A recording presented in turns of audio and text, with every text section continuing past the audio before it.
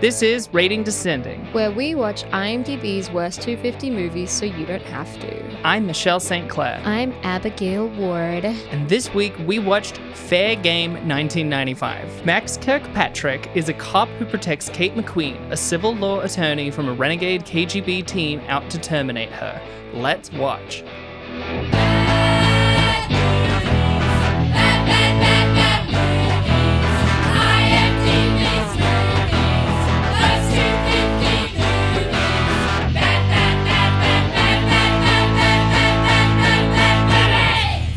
Hey, I went on a hike, and didn't you as well? Also, Abby has a brand new tattoo that I'm able to see right now, and it's fucking gorgeous. How good it's brilliant. It? I love it. It's a frog holding a pistol, clutching his own heart. He looks very this is happening. He's on like a merchant vessel and defending it from pirates. 100%. I like to think that he is in the middle of a duel, but the person he's dueling is the person he's in love with, so it hurts him to do it, but he's killing him. But see, I feel like he's dressed too down. You know, it's like shirt and suspenders. Like that's not someone fancy enough to be in a duel. He does look like a rigger and on a ship. He's like a seaman or a topman. But what if he just got into a ship duel? You know, happens all the time. Well, I don't know. I mean, look, I just played through Obra Dinn. So you would know a lot about it. Yeah, at your suggestion. I think you've already talked about it on the podcast. So my brain is filled with, oh yes, a seaman and a bosun. Oh right, yeah, a topman. Got it. Yeah. For sure. Yeah, I know exactly what you mean when you say midshipman. So you went on a hike. It was pretty great.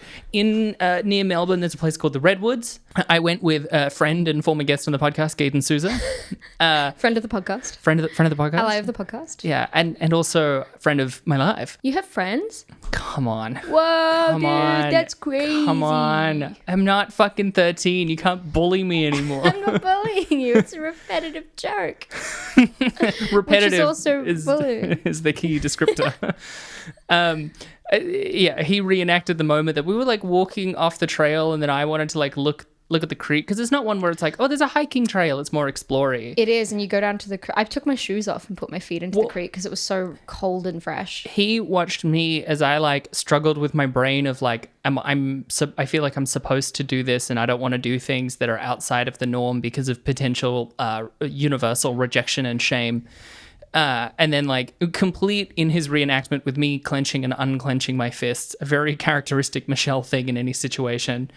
And then just going like, and just like taking a big step in the creek, and then looking back at him and smiling, and then going, I want to go there. And it was like right in the middle, and he watched me as I like clambered over through the creek. And then it became less of like, oh, we're just wandering the trail, and more like we're exploring the woods. And I love that shit. Yeah, that was, I found the exact same creek at the bottom of the redwood forest.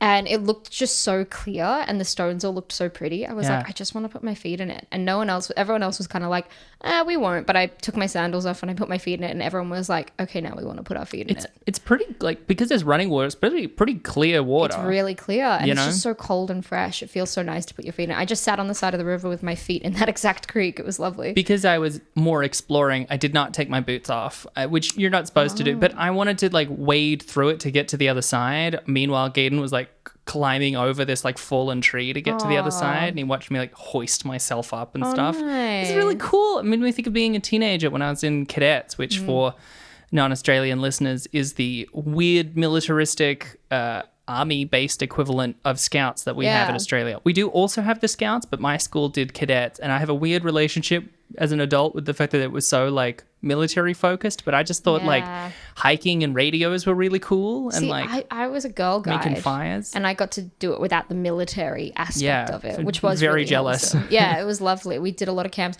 but the thing was, as much as I love a hike and I love a good trail and I love the exercise and I love the views, what I want to do with Claude is get us comfortable with the idea of going on hikes together, but we're totally allowed to just put in our music and not talk to each other because like we're still in the safety of another person, but we can still experience it semi-alone. Yeah. Just because I would like to just zone out while I hike, and as much as I love like the noise of nature around me, like when you're with someone you feel like and like not necessarily with your partner all the time, but you feel like you have to make conversation or like do it with them. But I would like to be around him, but also have it be by myself. Yeah. Does that make sense? I know I have a bad habit on hikes of not like feeling bad, like if I'm with a buddy talking the whole time, which I don't mind talking the whole time, but then I'm like, oh, you said let's go on this hike and now I'm just won't shut the fuck up.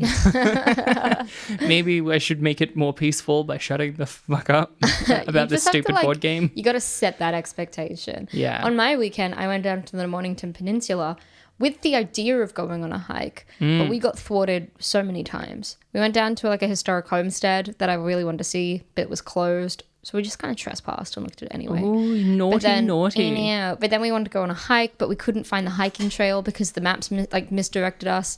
And then when we did find the hiking trail, it looked busier than we would have liked, and it would have been longer than we probably could have done. So in the end, we just went to a bunch of wineries and had a lot of white wine. So that was also very nice. So the story began of like, yeah, you also went on a hike, and then it ends with like, yeah, we drank a bunch of wine. We didn't do a hike. We just got fucking wasted, man. What an Abby story. You surely have found your life's partner. Mm-hmm. That's great. Trespassing, not hiking, and drinking white wine. That's what life is all about. Well, hey, speaking of something that really makes me want to drink some wine, this week we watched Fair Game, 1995, which I keep specifying because there's like 4 different versions of a movie called Fair Game. There's so many.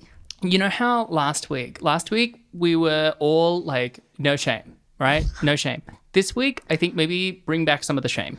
I think there's some shame that needs to be reintroduced in the formula after watching this movie. Mm-hmm. My first thoughts, a lot of them revolved around Cindy Crawford and her performance. I mean, it's like, this is a year after Speed, and Speed is like one of my favorite action films ever. Yeah.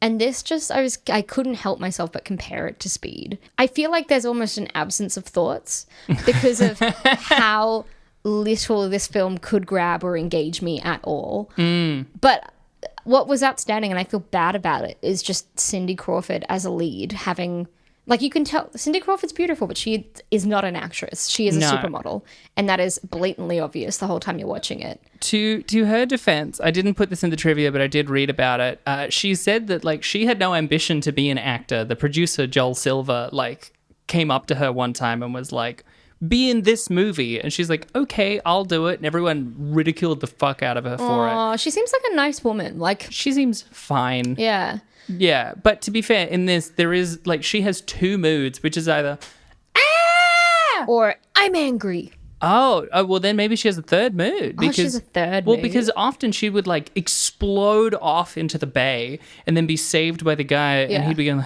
how you feeling? And she's like, I'd be pretty embarrassed if I was killed by an amateur. I'm like, where's your, didn't you, as someone who does small claims lawyering, just explode? What the fuck? Yeah. Are you not anxious or worried? She does civil law, very different to criminal law. Yeah, but she says repeatedly. Yeah, I do civil law, okay? And like, but she's very at ease within like the hour and a half movie by the end of just shooting people point blank. Oh yeah, it's fucking bananas. She at no point expresses any like worry or anxiety about anything except for periodic screaming. Yeah, 100%. You're right. She does have 3 moods. One is like the damsel in distress, and then she's got the second mood, which is like fiery, hot-headed succubus, where she's just like fuck you, and then starts passionately making out with him. And then the third mood is like lots of quips that just do not work. Seems like she's just had a Xanax and is feeling kind of chill. I guess you've just got to build a case. She goes from damsel in distress to succubus to yoga instructor. But the 3 female moods were all so fickle. Women are crazy. Tag yourself. Today I'm totally succubus. To expect anything more would be assuming that the writer, director, or literally any person in this movie understood or respected women in any way. Also, can we just talk about how we were dealt like the worst Baldwin in this film? Like, why did the Baldwins...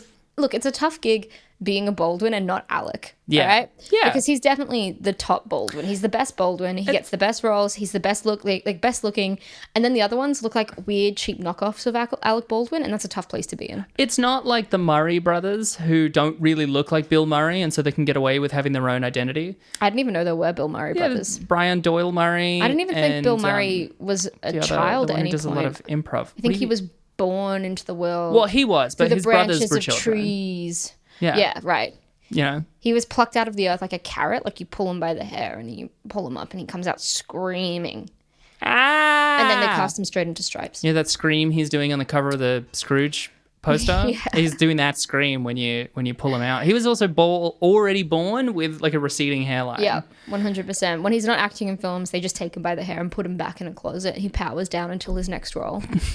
But the Baldwin brothers do look a lot more like Baldwin. I feel like Dude, they're so distinct. if we're talking about the worst Baldwin, I think Stephen is the worst Baldwin. Stephen Baldwin, I reckon he's the worst. is he the one? Oh, He's I'm the guy in looking it up Biodome that we've already encountered. now. Right. He Yeah. seems to have quite questionable beliefs. To be fair, I think the Baldwin brothers look more like each other than they look like Alec. Let me go into the key details just so I can Please. continue talking about the other actors and stuff. Please. I beg of you, Michelle, look into my eyes. I need this.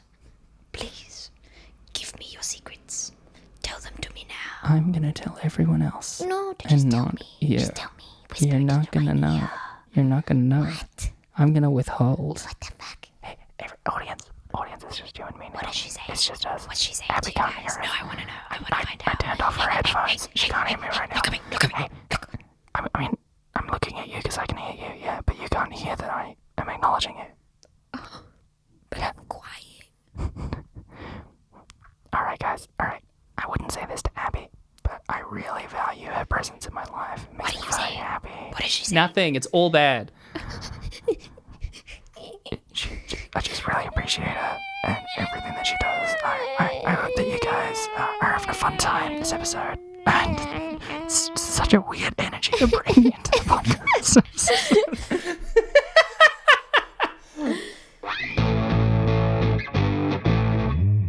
All right, so key details. We already said this is from 1995. The director... Good vintage. Yeah, good vintage. Good year. The director was Andrew Sipes, who, interestingly, hasn't directed a single other movie. He was the writer on 4 TV episodes. The only show of which that I could recognize was The Equalizer. That's it. Oh, that's great. Starring, as we said, William Baldwin, Cindy Crawford, and Stephen Burkoff played the villain, who was also in Octopussy and Beverly Hills Cop. He plays Russians in a lot of things. Is he Russian? No. But his surname sounds Russian. So his grandparents immigrated to England in the 1890s, and they're a Jewish family, so they changed their name to Burkoff to sound less Jewish. Yeah. Because originally it was Berkowitz. Why he's cast as a Russian a lot is, I guess, because he can do a good Russian accent. But I watched this movie, and I don't know if I Flat out agree. disagree. Now, what do you think the budget for this movie was? Remember, it's 90s. Is it a $20 million budget? 50. Oof. And it made 11. Oh. That's a catastrophic bomb for a big blockbuster. Oh my God. Yeah, well, you know, they cast the weaker Baldwin and a woman who was once described as the most beautiful woman in the world with no acting experience. The beta Baldwin. Yeah, Cindy Crawford, by the way. Last week when you were like, oh, it's got Cindy Crawford in it, I totally imagined Cyndi Lauper, not Cindy Crawford.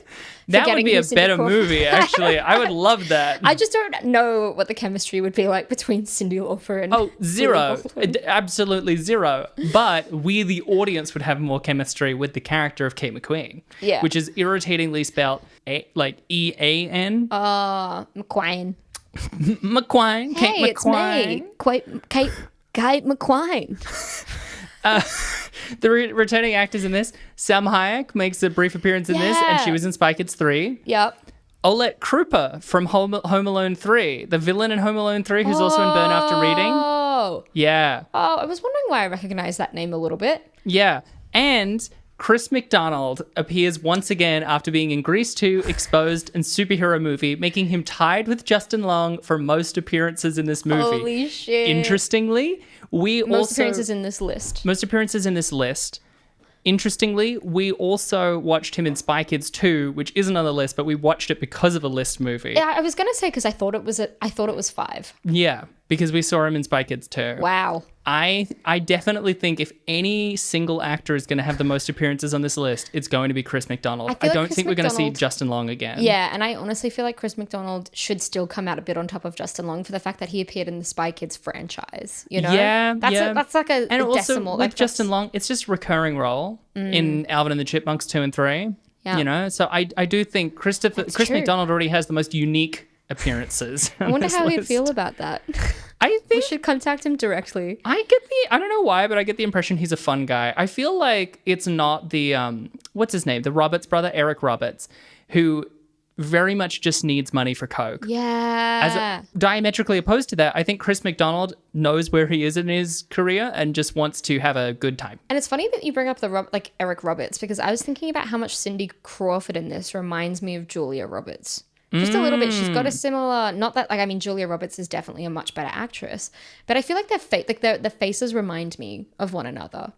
They're interchangeable for me. Now I'm imagining that Cindy Crawford was Erin Brockovich. I mean, they're both beautiful white women. They've just got the same kind of face shape. Here's the overview proper. When Miami lawyer Kate McQueen is shot at, Detective Max Kirkpatrick is assigned to the case. After a second, much more explosive attempt is made on her life. Kirkpatrick steps up the investigation and takes her to a safe house. When the safe house is assaulted by a team of ex-KGB agents, killing 2 of Max's friends in the process, Max and Kate are on the run.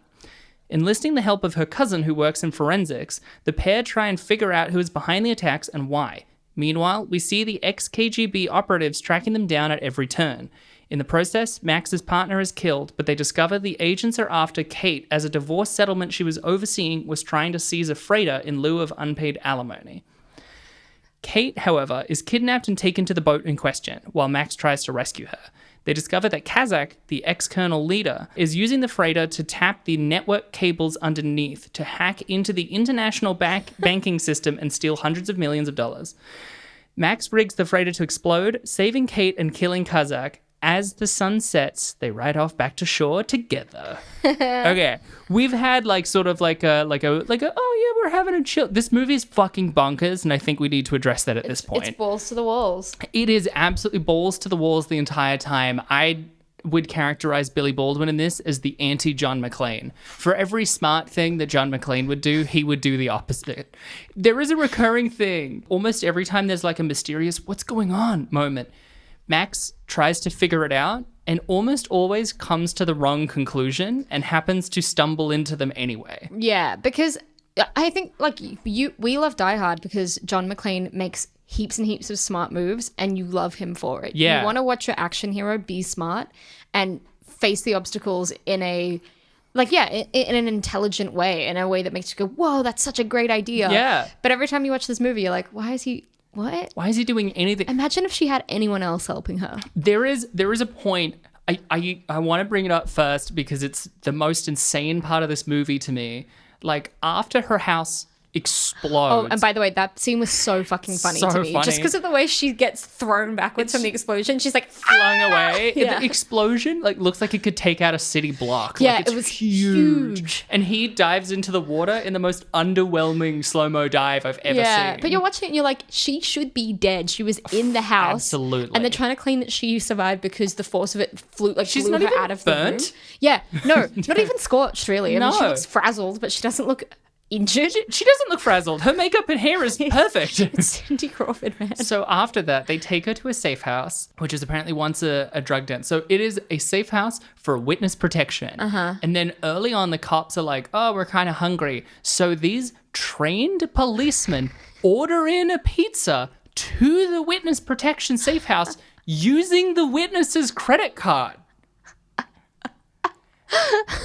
And he is confused for another 20 on-screen minutes as to how they found them. 35, 40, because they go through a whole thing where he goes, oh, the department is corrupt.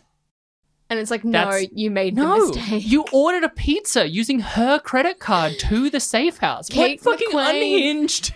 Kate McQueen deserves better. She does deserve at least a little better than that. She deserves an Alec, all right? Not a Billy, is what I'm saying. Because he makes that assumption and then gets them to call in the FBI. They overhear this because they're still tracking them. And then so they replace the FBI with their own guys, which just confirms to him that they're a corrupt police department, which is still not true. Yeah. And then later he gets told that they're tracking him digitally after ordering in at a hotel on her credit card again. And he goes, how did they find us again? The phone lines. And he picks up the phone and they're coincidentally also listening in, but they're already on their way because they know where he is because of the fucking credit card. He's the worst detective. Why did he do that? It's insanity. Do you need a moment, Michelle? Collect yourself. It's one, like, he's an idiot. At one point, this is my favorite line, maybe on almost the whole list. He gets told by his cousin in forensics, oh my God, these guys are ex-KGB, you know, like the special ops. I'm like, he knows. Yeah. They're good with all things digital. And he goes, that's how they got the federal IDs so perfect. They must have did it on the computers. My favorite thing about so many action films is especially when they're hacking into systems. Yeah. Just seeing what the design department thinks the computer system will look like and what the software will look like. Yeah. This is the 90s, so God bless. This was essentially the Stone Age of technology. Yeah, sure. But I love the visuals of him hacking into the bank, and it's just like these gray boxes with little fields, and he's just like hitting a button and watching shit upload. I'm like, what are you doing? What is this process? This he's is doing nonsense. nothing. To skip ahead, there's a bit at the very end where he's already like hacking the thing, and he's meant to just transfer the money into his account.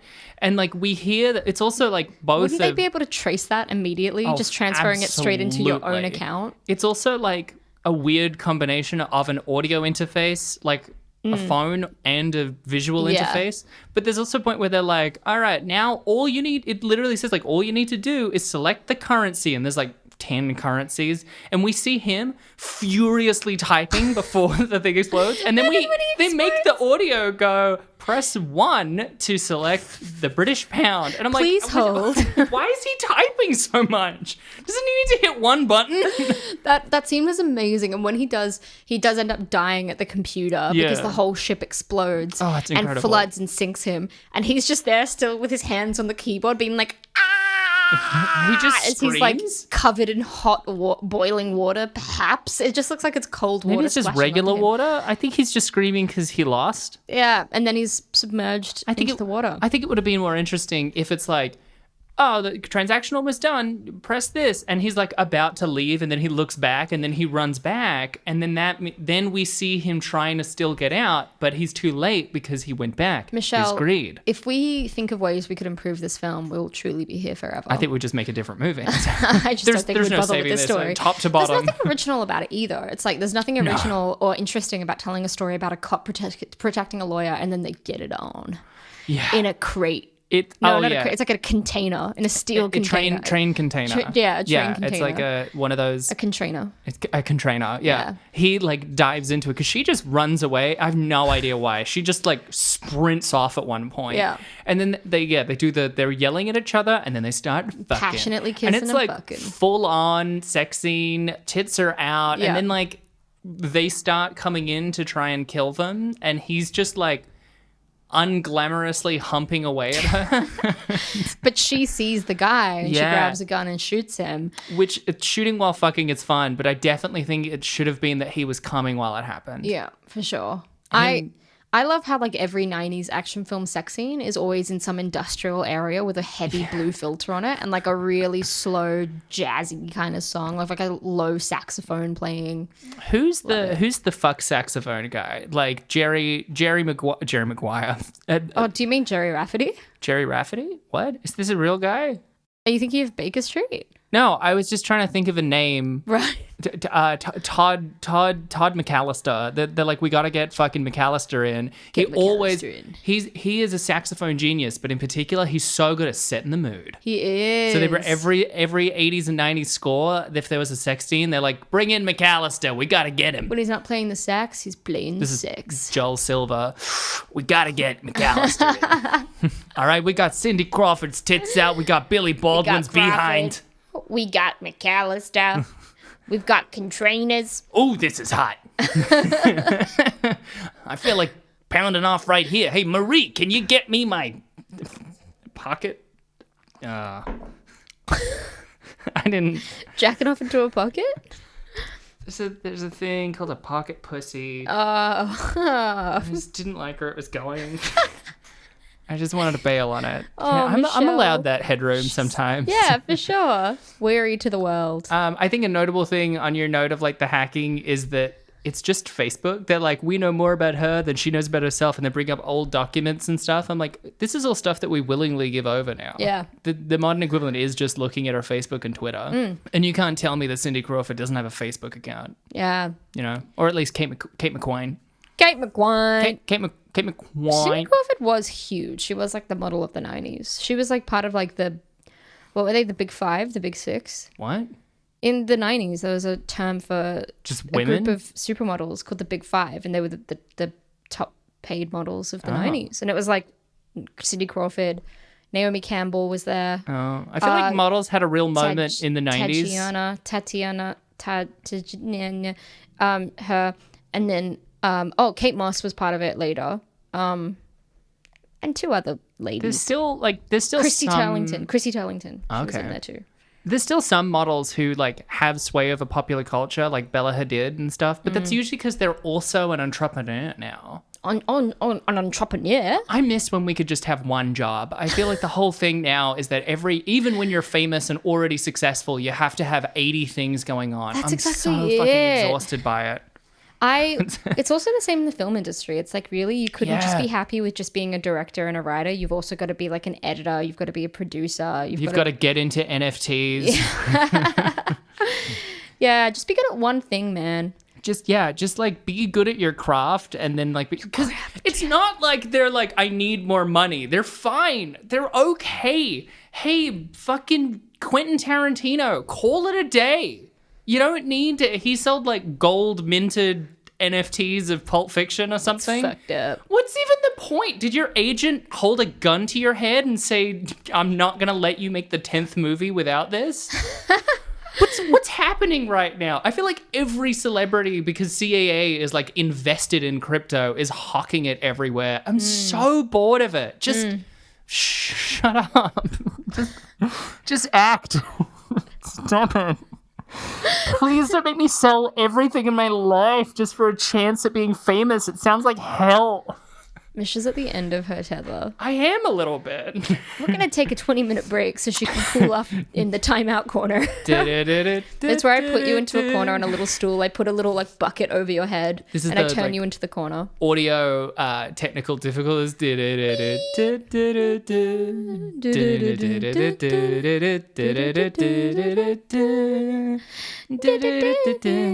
And we're back. Hey. You feeling better now, Michelle? I've had a couple of antidepressants. I've had How many have you had?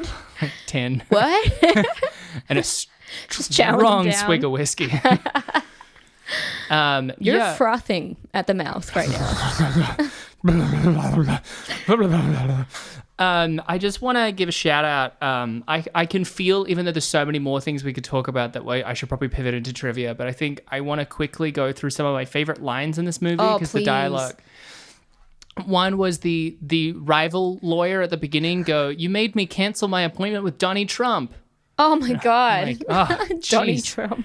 Oh, man. Mr. Donnie T. Talk about age poorly. Yeah. Both the line and Donald Trump. Oof. Another was like when he's talking to the Cuban guy. Also, a different line is, Cuban? That sounds like Russian to me. It's 1995. Like, it's not even the USSR anymore. Let it go. Let it the fuck go. This movie is filled with weird, like, cop propaganda and anti-Russian sentiment. It's 1995. Let it go. No, I love the anti-commie stance. It's so weird. Of this film. And he's like pointing a gun at the Cuban guy who goes, what are you going to do? Shoot me? And he says, yes, and then shoots him. I feel like that's an action movie trope. What? Early, like within the first 25 minutes, the like either the main bad guy or the main bad guy's henchman, like lead henchman, his dragon, goes to someone who says like one innate, it's either innocuous or they say, are you going to shoot me? And they just like in a casual fun way go, yeah, and then shoot them and then cut away from the scene. Oh, wow. I feel like that's such a trope. They do that in Die Hard at the beginning when they're coming in to the building and there's like they're walking in and the guy's like, hey, who are you? And he just shoots him. And then they have the sweatshirt guy talking about basketball and stuff. They're like weird. It's such a trope of like the casualization of like comic bit about shooting someone. Do you feel like funny. that's a 80s and 90s action movie trope? There's definitely a trope in that, like a lot of, I don't even know if it's a trope, but like there's definitely a trend of villains having a casual approach to shooting people. But I don't know if it's quite the same thing in Die Hard, because from memory, when they walk in, they're talking about basketball and they're doing it as a distraction so they can shoot the guard like without any kind of fuss. And then he kicks him off the seat, but that's just him being malicious. One of our listeners, look up like on fucking TV tropes, like what the name of this trope is, because it is a trope. And if fair game is not there as an example. Also, by the way, you calling like the henchman like the dragon. Yeah, which is another trope thing. You know how good Little Pixar's was as a pitch, right? Oh my God. I would love to watch How to Train Your Dragon, but it's about Hans Gruber and Carl from Die Hard, and it's just him whipping Carl into place. Yeah. Oh my God. Yeah. Oh, Carl, you need to be a better dragon. That's what he sounds like, right? Oh, that was perfect. Oh, okay, cool. I think we've got our Hans Gruber. And I'll be the dragon. Come on, Carl. You killed my brother. I have to train a dragon. Fight! But I don't know how. I'm trying to figure out what happens in the movie. I haven't seen it in a long time. I think we should spend the rest of the episode guessing what happens in Die Hard. Well, I know, but Michelle can guess the rest of Die Hard. This is our new podcast section where Michelle guesses a scene of Die Hard. Well, guess it. No, I thought it was going to be guess a scene of a movie based on the title. That'd be fun too. Yeah. I don't know. What's an example? It has to be something you haven't seen. Oh, okay. Any movie. Just name any movie. Gone with the Wind. Oh, Scarlett O'Hara. The wind, it's gone. Oh, where is she? She seems like she's also gone. Along with that wind. Boy, that was a long walk. All right, let's get into some fucking trivia. I want to do another one. Okay. All right. We're going to do this now. Chinatown. Chinatown? You got to be kidding me, Jake. We're here in Chinatown? It's beautiful. I love it here. I want to stay forever. But that one I knew. Okay, now am I released? No, Can we do some I want trivia? one more. Rocky. Rocky? 4. Hey, Rocky. I can't believe you're going to get into the ring a 4th time. You're going to fight Apollo Creed, I think. Again, from the first one? Yeah, Apollo. Do you want to know how? Oh my God, you don't know what happens? It's also weirdly anti-Russian. He fights a Russian. Yeah, he fights a Russian because the Russian, played by Dolph Lundgren, kills Apollo Creed. His buddy. It's actually insane. You watch it, like it's a strong start of the film where Apollo Creed is killed in the ring. Can we, as a bonus episode, watch Rocky? Rocky 4 is so good. Look, yes. Time is ripe for another bonus. Yes. All right, we've already got Wing Commander, the game. We're now Rocky 4. Yeah, please, okay, God. Rocky 4 is one of my favorite films. Do you want to do it in April? I'll cut this bit out. I think it's a... Hey, you can cut this bit out, so it's fine. But now I can't. All right, do you want to do some trivia now? Let's do some trivia. IMDb trivia. This was my favorite piece of the trivia, and that's why I have it first. The movie was originally set in San Francisco, but was changed to Miami to suit Sylvester Stallone, who subsequently left the project. This is for you, Sil. I think that's king shit. That's good. That is amazing. Now, this one I really liked. In the original version, so this movie was relentlessly recut, right?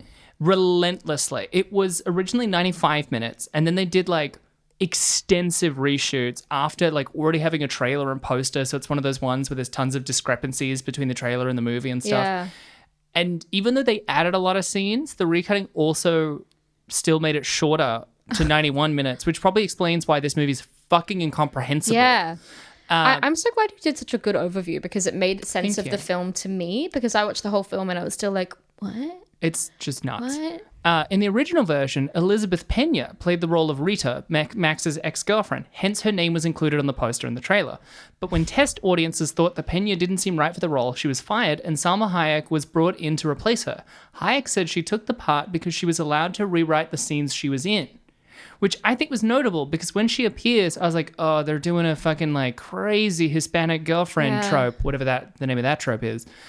but her dialogue kind of isn't that. She has legitimate grievances against him. It's just everyone else in the scene is like, oh, the women. Yeah, and she was like really charismatic in that one scene. I thought she was a highlight. I was like, Selma Hayek's like fucking giving it. Well, that's why Salma Hayek is still in movies. That's right. This one I liked because it really illustrates the differences between the US and Europe. The picture's European release ran for about 8 minutes longer and contained less violence but more sex and nudity. That sounds European to me, baby. Oh, yeah. It also sounds very American to be like, we got to cut down on the sex. But we'll increase the violence. Oh, so much violence. And this is the last piece of trivia. The whole plot rests on Kazak and his men trying to kill Kate before her court case causes them to lose the Tortuga, the freighter they're on, in the divorce case she is pursuing.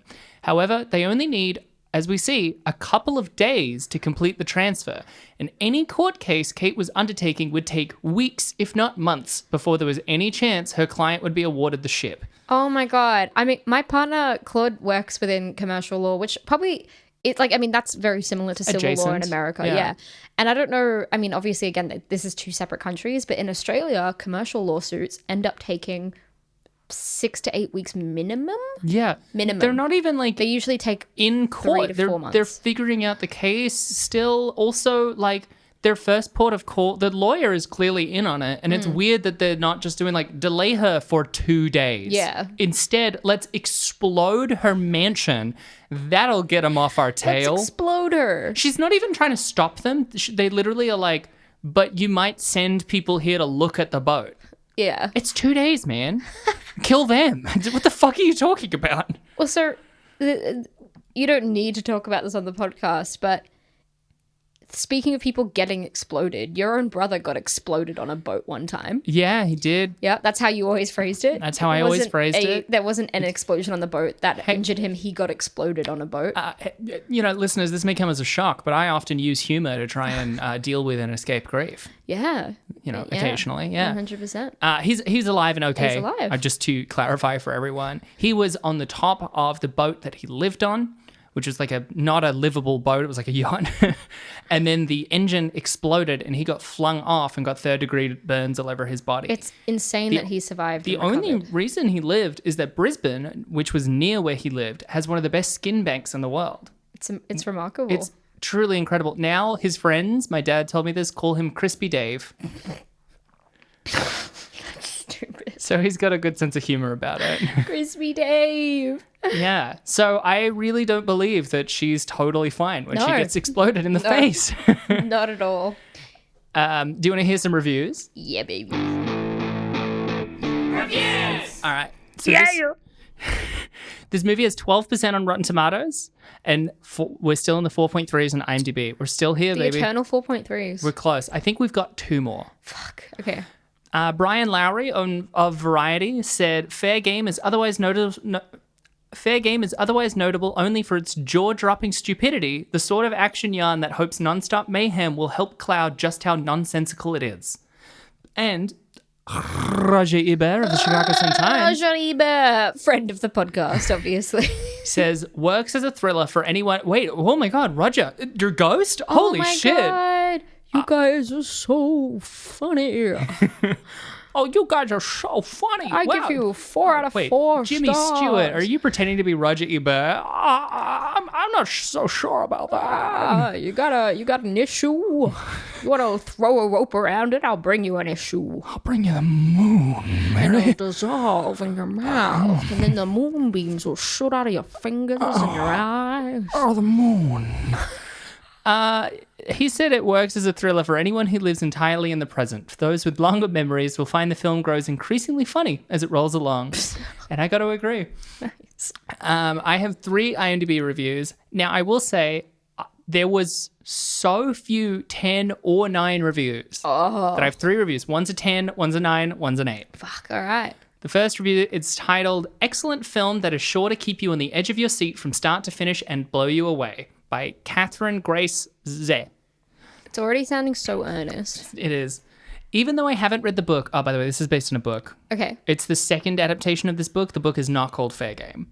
It's not super relevant because they change a lot. That's why I didn't bring it up. Even though I haven't read the book, if you ask me, Fair Game is an excellent film that is sure to keep you on the edge of your seat from start to finish and blow you away. I said that Kirkpatrick, William Baldwin, and Kate, Cindy Crawford, were always on the run from danger. Also, I loved Rita, Salma Hayek. I just wish her role in the movie had been bigger. In my opinion, the performances were top grade, the direction was superior, the costumes were perfectly designed, and the cast perfectly chosen. Also, the soundtrack is really good too. Before I wrap this up, I must warn you that this movie is very violent if you're going to see it, so viewer discretion is strongly advised. Now, in conclusion, if you like Andrew Sipes films, or enjoyed Paula Gosling's title novel, I highly recommend this movie. It's sure to keep you guessing from start to finish. 10 out of 10. Oh, God bless. It's so like I can't earnest. even make fun of this woman. She just... Well, she gets a lot of things wrong. I mean, Andrew Sipes doesn't have other movies. Yeah. It's not Paul Gosling's title novel because it's a different title. Also, I can't remember a single part of the soundtrack. I don't think I can remember a single beat. The whole thing is just like the soundtrack from China Beach rehashed. It's terrible. Yeah, I felt like there was one bit where it felt like a direct rip-off of the Speed soundtrack as well. Yeah.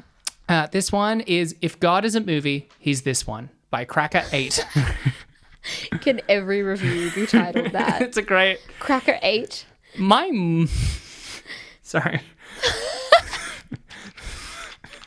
Sorry. My moron friend John says that this movie is tripe, but in reality, this is one of the finest accomplishments of modern cinema. Fair Game incorporates elements from every terrible action suspense thriller movie and creates the ultimate viewing experience in that you get the best of everything and the worst of nothing. Also, Cindy looks really great. After all, the only reason for watching movies is to see the lead actresses, right? Oh my God. Okay, this is not a good movie so much as it is an enjoyable one. Seriously, watch it at least twice for the full experience. 9 out of 10. Now, this is someone who knows it's not great, but 9 is a lot and they're still wrong. Yeah, my moron friend John. Poor John. Fuck John. Fuck John. We're My moron anti-John. friend John doesn't even know I'm cheating on his wife. This was actually my favorite of the reviews, even though it's only 8. It's an action movie, and the majority of action movies are straightforward. So why all these bad critics? By Ramy Harb 85. I don't know why, but there was a trend line of really long titles for these reviews. I actually enjoyed this film. We know Cindy Crawford isn't the Academy Award actor, but simply this movie has had an amazing ambiance to it. The Miami setting. The score of Mark Mancina, simply amazing. Lets you get involved. The cinematography was good. Bad script and bad plots doesn't mean the viewer doesn't enjoy the movie. It doesn't have to be that bad script makes a movie. These types of films are for fun, entertainment. I'm adding full stops where there isn't, because I have to. It doesn't want to be more serious than it has to be. I recommend it for all action lovers. This is the same as Armageddon, Deep Impact, The Specialist. These movies are for fun. Not every movie has to have a strong plot. 8 out of 10. Fuck. That was a beautiful poem. Beautiful, beautiful poem. I mean, I fundamentally disagree, but yeah. I mean, those were those reviews. What was your review? Yeah, well, as the guy who has a moron friend John says, I only watch films for the leading ladies. So Ooh. 9 out of 10. No,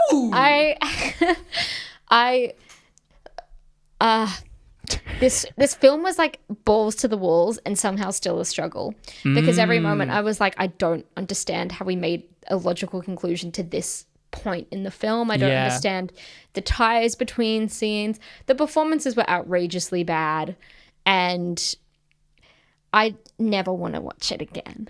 I think that's fair. I'm going to give it a 2.5 out of 10. 2.5. Awful, awful, awful. I think I'm with you, except I had a little bit more fun with it than you did. I do think so. Like a lot of movies that are so bad that they're fun, like that we've already seen, like Highlander 3 or Howling 2 and stuff, right? This doesn't ever reach those heights, but there's so much silliness in it. Like every single time a car hits anything, it fully explodes in the largest explosion. William Baldwin's action face looks like someone he's trying to strangle someone for his life. And I do love how his like voice is always like, "You piece of shit, you kill my friends, you prepare." Right from the beginning, he just sounds like he's doing an Alec Baldwin impression. Yeah. And I've seen him in other things. I know that's not always how he sounds, right? it is sort of intolerable, especially the first 10 minutes. I was like, oh, this isn't going to be as fun. And then, oh, yeah, fuck yeah. So if you can get through like the first 15 minutes, I think you're in for a fun, like semi-drunken watch with your friends. But it's not good cinema. I'm going to give it a little higher than that. I'm going to give it 2.7. Nice. It's really bad, but I don't know. I had a little bit of fun. Nice. That was our reviews. Pretty please, if you could follow us and join us on social media. You can find us on Twitter at Rate Descend Pod. You can find us on TikTok at Rating Descending, or email us at ratingdescending@gmail.com. I love all the emails. I love reading them. I love reading them out to everybody. Get in touch. Yeah, get in touch. Send us a message. Send us a tweet. Make cool things. Yeah. I mean, I'll love it. It'll make my fucking day. Yes. Potentially her week. Our week. Yeah. Your week. Just the week. Just the week. Or you can find us on our personal accounts. I'm on Instagram under Abigail J. Ward. Well, you can also find me on both Twitter and Instagram at Michelle.St. And don't forget to leave us a review, guys. You can leave us a review anywhere. Well, I'm not sure about anywhere that you listen to your podcast, but definitely Apple Podcasts and Spotify has a new feature, leave reviews. So yeah. pop it down. Or anywhere else like Podchaser, or like there's like a Facebook post and someone's like, what's a good podcast? And you just leave 5 out of 5. Yeah, that's all we need. that's all we They'll need. know. Yeah, they'll know. Oh, I know the 5-star one. Yeah. Well, that was fair game. Abby, what are we watching next week? Next week, we're going to watch Stop or My Mum Will Shoot. I'm so excited. It's another Sylvester film. I feel like we haven't had enough of that period in the 90s where action stars did fun comedies. There should be. We already did Junior. Now we're doing this one. I'm so excited for it because I bet it's going to be fucking bonkers. I'm really excited to listen to Sylvester Stallone refuse to enunciate once more. Or, as we saw in Spy Kids 3, enunciate perfectly. Yeah, that's true. What an upgrade for him. Yeah. Someone, like, he went to the doctor and they were like, oh, we got to fix this. Holy shit. And then now he's fine. No, they were like, why are you doing it on purpose? It's... I don't know, Doc. Yeah, it's kind of part of a character that I play all the time. kind of what happens when you get punched in the face a couple of times. I had a lot of roles where I was a boxer and I get punched in the face. It's kind of hard for me, Like, come on, we're going to do it. Bye.